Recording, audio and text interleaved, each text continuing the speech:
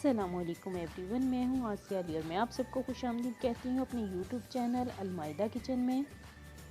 आज अलमाइदा किचन में बनने जा रही है रोस्ट प्रान, और ये रोस्ट प्रान मैं सेम उसी मेथड से बनाने जा रही हूँ जिस मेथड से फूड स्ट्रीट और होटलों में बनाई जाती है। अगर आप आज की वीडियो में इंटरेस्टेड हैं तो इस वीडियो को एंड तक देखिएगा और देखिएगा कि रान कैसे बनती है। अच्छी वाली अगर रान बनानी है तो उसको बनने में कम से कम 2 दिन लगते हैं। एक दिन उसको मैरिनेट करके रखना पड़ता है और दूसरे दिन फिर उसको बनाना पड़ता है। तो आइए सबसे पहले रान पर कट लगा लेते हैं नाइफ़ के साथ। और नाइफ़ आपको तेज़ चाहिए। ये देखें, मैंने भी कसाइयों वाली पूरी नाइफ़ ली है इस पर कट लगाने के लिए। बिस्मिल्लाहिर्रहमानिर्रहीम।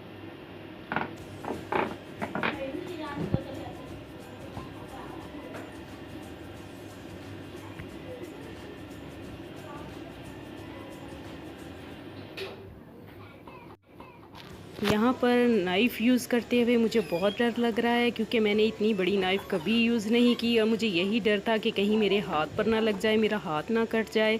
बस यही भी मुझे परेशानी रही इस पर कट लगाते हुए। और आपने कट लगाते हुए सेम इस मेथड को फॉलो करना है जैसे मैं कर रही हूँ। अब हम इस साइड पे कट लगाएंगे और कट आपने डीप लगाने हैं। और रान पर कट लगाने का मकसद ये होता है कि मसाला जो है रान के गोश्त में अच्छे से रच बस जाए और आपके हर नवाले में आपको रोस्ट रान का जो टेस्ट है वो सेम मिले और आप इस टेस्ट को इंजॉय कर सकें। और यहाँ से आपने जो है गोश्त को थोड़ा सा फोल्ड करना है अच्छे तरीके से, क्योंकि यहीं से रान जो है वो हमारी थोड़ी सी बेंड होगी। आपसे यही कहना चाहूँगी कि इस तमाम तरीके को आप फॉलो करें। अब हम रान की साइडों पर कट लगा लेंगे और कट लगाने का मकसद यही है कि यहाँ भी जो हम मसाला लगाएंगे वो अच्छे से ऑब्ज़र्व हो जाए रान में और हर बाइट में हमें जो है टेस्ट सेम मिले। हालांकि यहाँ पर मैं कट लगा चुकी हूँ, लेकिन मैं कट को थोड़ा सा और डीप करूँगी। जी, तो अब रान आपके सामने है और आप देख रहे हैं कि कट मुकम्मल हो चुके हैं। तकरीबन मैंने रान को हर जगह से कट लगा लिए हैं और ये देखें कितने अच्छे से ये फोल्ड भी हो गई है। तो आइए अब चलते हैं नेक्स्ट स्टेप की तरफ। पर मैंने 4 टेबलस्पून नमक ले लिया है। नमक इसमें ऐड कर देंगे और 1 कप हमें सिरका चाहिए। ये देखें सिरका ले लिया है और सिरका ऐड कर देंगे कि और नमक को अच्छे से मिक्स कर लेंगे चम्मच के साथ।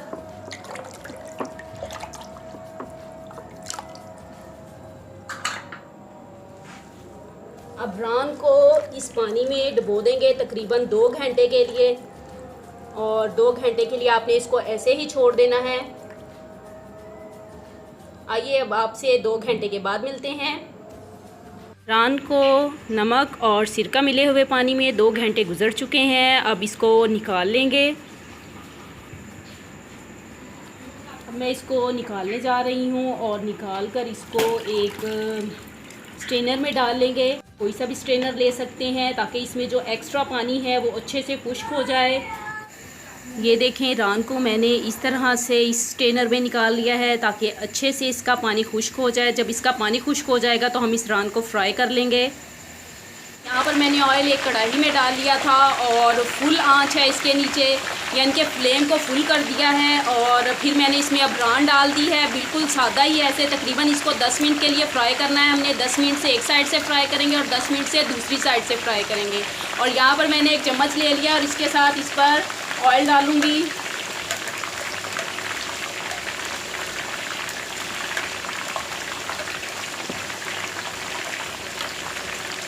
और फुल तेज़ आंच पे हमने इसको फ्राई करना है।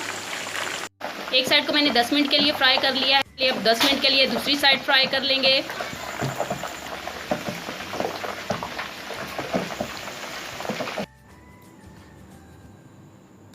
रान फ्राई हो चुकी है। अब इसको तकरीबन 10 से 15 मिनट के लिए रेस्ट देंगे ताकि ये ठंडी हो जाए। जब ये ठंडी होगी तब हमने इसके ऊपर मसाला अप्लाई करना है।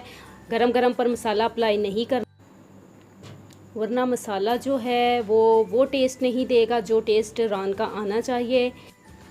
जब तक रान ठंडी होती है तब तक आइए इसके लिए हम अमीज़ा तैयार कर लेते हैं। रान का अमीज़ा बनाने के लिए सबसे पहले जो चीज़ हमें चाहिए वो है दही, और दही आपने यहाँ पर लेना है 250 से 300 ग्राम, जो कि एक प्याली से ज़्यादा होता है। लहसुन अदरक पेस्ट चाहिए 3 से 4 टेबल स्पून।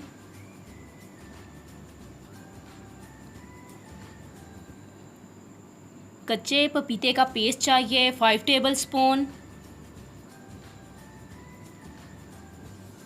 हरी मिर्चों का पेस्ट चाहिए 3 से 4 टेबल स्पून। आप हस्बे ज़रूरत भी डाल सकते हैं, जितना आपको स्पाइसी रखना है इस रान को उतना आप रख सकते हैं।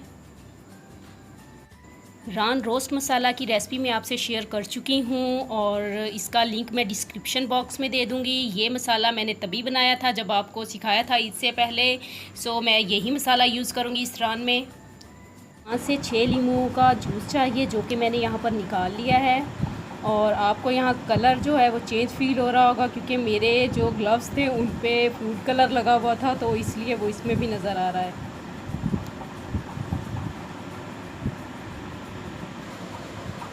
मसाला रेडी करने के लिए सबसे पहले यहाँ पर मैंने एक बाउल ले लिया है। अब इस बाउल में दही डाल देंगे।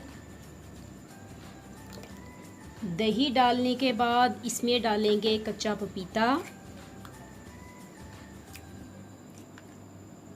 2 3 4 एंड 5। और आपको याद होगा कि जब मैंने रान मसाला बनाया था उसमें कच्चे पपीते का पाउडर डाला था, जो कि मार्केट से आराम से मिल जाता है, लेकिन यहाँ पर मैं कच्चा पपीता भी यूज़ कर रही हूँ। कच्चा पपीता डालने के बाद इसमें डालूँगी लहसुन और अदरक का पेस्ट 3 टेबल स्पून।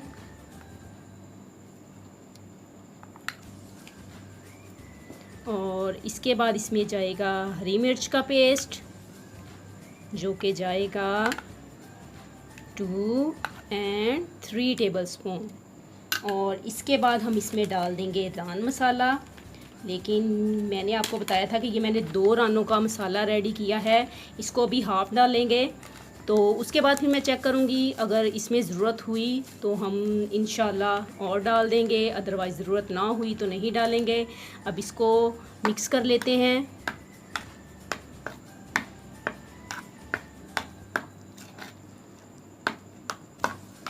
ये हमारा बेहतरीन सा पेस्ट बन गया है रोस्ट रान के लिए। इंशाल्लाह बहुत ही ज़बरदस्त जो रान है वो रोस्ट होगी और जायका आप इसका इंशाल्लाह याद रखेंगे। आप याद रखेंगे कि आपको किसी ने ये रान रोस्ट करना बताई थी, क्योंकि होटलों पे भी इसी तरीके से रान को रोस्ट किया जाता है, लेकिन लोगों को पता नहीं होता। और बकरा ईद जब आती है तो लोग ऐसा करते हैं कि होटलों पर रान ले जाते हैं और 500,000 दे के रान फ्राई करवाते हैं। सो इसलिए मैंने आज की ये रेसिपी आपसे शेयर की है। अब हम इसी में लेमन जूस भी ऐड कर देंगे और इसके बाद इसको मिक्स कर लेंगे।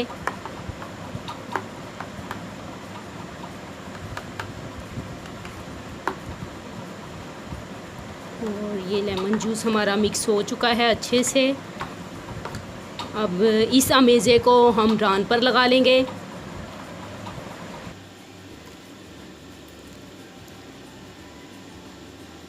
अब मैं इस अमेज़े को इस रान पर डाल दूँगी और फिर इसको हाथ से स्प्रेड कर लेंगे इस पूरी रान पर।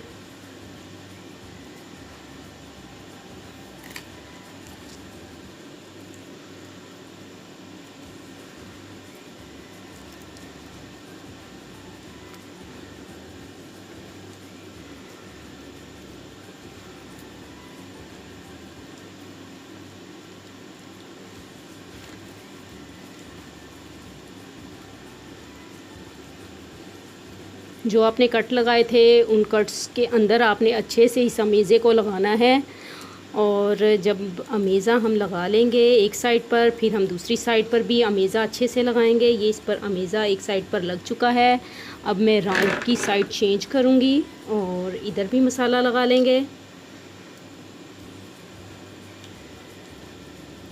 سارے کا سارا مسالہ اس کے اوپر لگا لینا ہے ہم نے۔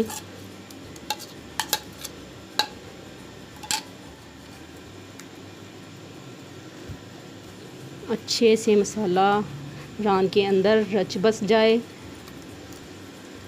اور بہت ہی زبردست آج میں آپ کو ران کا جو ہے فرائی کرنے کا، یعنی کہ اس کو روسٹ کرنے کا طریقہ بتانے جا رہے ہیں۔ اگر یہ طریقہ آپ فالو کریں گے تو انشاءاللہ آپ کی جو ران ہے وہ بہت ہی بیسٹ بنے گی۔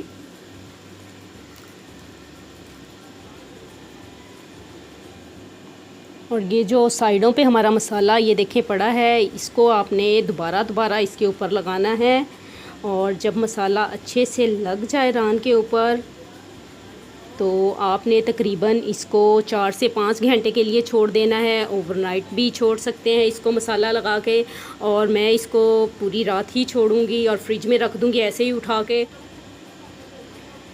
آپ نے اس کو فریج کے بغیر نہیں رکھنا، جیسا کہ آج کل گرمیاں ہیں تو آپ جانتے ہیں کہ گرمی کی وجہ سے گوشت خراب ہو جاتا ہے۔ ایسا نہ ہو کہ یہ خراب ہو جائے اور ہماری محنت ضائع ہو جائے، سو اس کو لازمی فریزر میں یا فریج میں رکھنا ہے۔ ٹھیک، یہاں پر میں نے ایک پتیلا لے لیا ہے اور اس میں پانی ڈال لیا ہے۔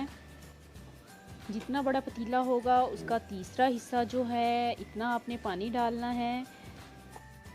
اب میں اس پانی کے اندر ایک سانچہ رکھ دوں گی، اور اس سانچے کے اوپر آئے گا ایک سٹینر۔ میرے پاس بہت بڑا سٹینر ہے، یہ دیکھیں سٹیل کا۔ اب اس سٹینر کے اوپر میں ران رکھ دوں گی، اور سٹینر کے اوپر ہی ران آئے گی، پانی سے بالکل ٹچ نہیں ہوگی یہ ران۔ اور آپ نے بھی اتنا ہی بڑا سٹینر لینا ہے کہ پانی جو ہے وہ ران کے ساتھ ٹچ نہ ہو بالکل بھی۔ یہ دیکھیں بہت فاصلہ ہے پانی اور ران کے درمیان۔ یہاں آپ دیکھ سکتے ہیں کہ میں نے کتنا پانی ڈالا ہے، بہت ہی کم ڈالا ہے پانی۔ یہاں پر میں نے 1.5 سے 2 پیالی آٹا لے لیا ہے اور اس کو پانی کے ساتھ گوندھ لیا ہے، بہت ہی پتلا گوندا ہے۔ اب اس آٹے کو ہم پتیلے پر اور پتیلے کے ڈھکن پر لگائیں گے، اور کیسے لگائیں گے آئیے دیکھتے ہیں۔ یہ دیکھیں میں نے ہاتھ میں آٹا لیا ہے اور اسے پتیلے کے کناروں پر لگا رہی ہوں۔ اس طرح لگانا ہے، اگر آپ کے پاس سخت والا آٹا ہو تو وہ بھی چلے گا، کوئی مسئلہ نہیں ہے، آپ پتلا بھی لگا سکتے ہیں اور سخت، دونوں ہی قسم کے آٹے جو ہیں وہ لگا سکتے ہیں۔ اور اسی طرح پتیلے کے کناروں پر آٹا لگا لیں گے، اور یہ دیکھیں میں نے پتیلے کے ڈھکن پر بھی آٹا لگا لیا ہے، آپ بھی اس طرح سے لگا لیجئے گا۔ آپ آٹے کی جگہ پر فوائل پیپر کا بھی یوز کر سکتے ہیں، لیکن وہ بہت زیادہ یوز ہوگا۔ اور یہ دیکھیے میں نے جو ڈھکن ہے وہ پتیلے پر رکھ لیا ہے، اور دیکھیں بالکل بھی بھاپ نہیں نکل رہی، آپ نے بھی اسی طرح رکھنا ہے ڈھکن کو۔ پتیلے پر ڈھکن لگانے کے بعد اب ہم اس کے اوپر کوئی پتھر رکھ دیں گے، کوئی وزنی چیز رکھ دیں گے، اور میرے پاس یہ سنگ مرمر کا چکلا بیلنا جو ہوتا ہے جس پر روٹی بیلتے ہیں وہ تھا، تو میں نے اس کے اوپر وہ رکھ دیا ہے۔ پتھر رکھنے کے بعد اب ہم آپ سے 2.5 گھنٹے کے بعد ملیں گے۔ جی تو یہاں پر 2.5 گھنٹے پورے ہو چکے ہیں، اب میں اس پتھر کو ہٹا دوں گی اور پتیلے کا ڈھکن ہم کھولیں گے۔ اور پتیلے کا ڈھکن کھولنے کے لیے یہاں پر میں نائف کا یوز کر رہی ہوں، اور آپ نے بھی اسی میتھڈ کو فالو کرتے ہوئے پتیلے کا ڈھکن جو ہے اٹھانا ہے۔ نائف کا یوز یہاں پر میں نے اس لیے کیا ہے تاکہ میرے ہاتھ کا اور پتیلے سے نکلنے والی بھاپ کا فاصلہ رہے۔ تو یہ دیکھیں ران جو ہے وہ ریڈی ہو چکی ہے، اب میں اس کو نکال لوں گی، اور یہ دیکھیں یہاں پر میں نے اس کو نکال لیا ہے۔ اب فوائل پیپر کو ہٹاتے ہیں اس کے اوپر سے اور دیکھتے ہیں کہ ہماری روسٹ ران جو ہے وہ کیسی بنی ہے، گلی بھی ہے یا نہیں گلی۔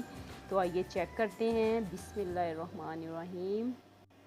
تو یہ دیکھیے زبردست سی بھاپ اٹھ رہی ہے ران میں سے، اور یہ دیکھیں کتنے آرام سے فوک جو ہے وہ گوشت کے اندر جا رہا ہے، مطلب ہے کہ گوشت جو ہے وہ اچھے سے گل چکا ہے، ران بالکل ریڈی ہے کھانے کے لیے۔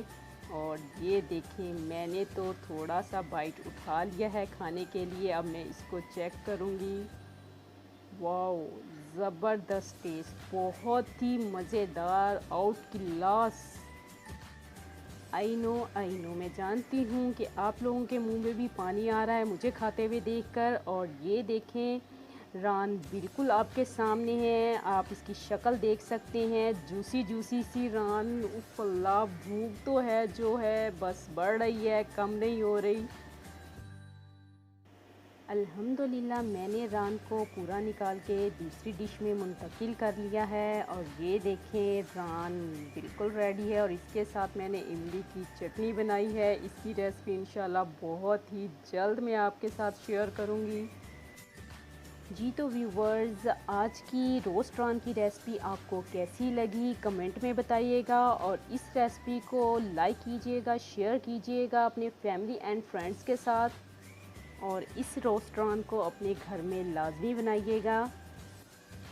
اسی کے ساتھ میں آپ سب سے اجازت چاہتی ہوں، ٹیک کیئر اینڈ اللہ حافظ۔